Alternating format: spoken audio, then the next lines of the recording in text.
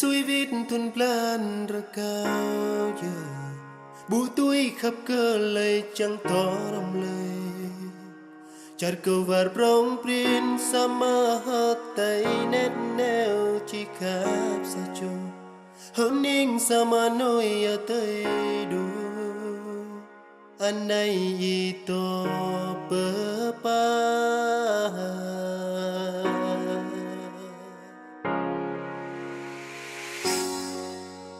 rim lam pran choang dòng rơ bù túi ngài nhâm chi tàu giá sao chơi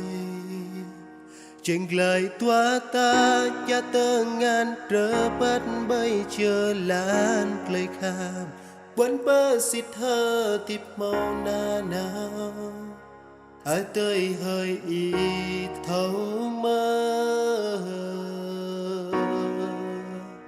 dòng bù túi vừa bù túi vắt ô hà tay dòng ra pia ma tươi yo cơ yom khắp cơ y bù túi public happy khắp sa trôi đôi rim thun rim lan to quan đi na nào ý cô là cháu hãy rời xa nó đi, đừng tìm nó nữa, đừng để nó lựa chọn sự tình yêu và gia đình. Đấy mới là cách con thương nó thật lòng đấy con ạ.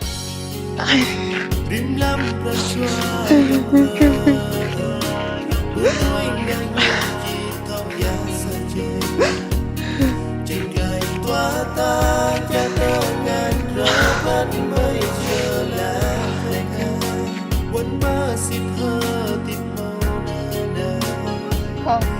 con quên rồi. Con không thể nào mà quên anh ấy được.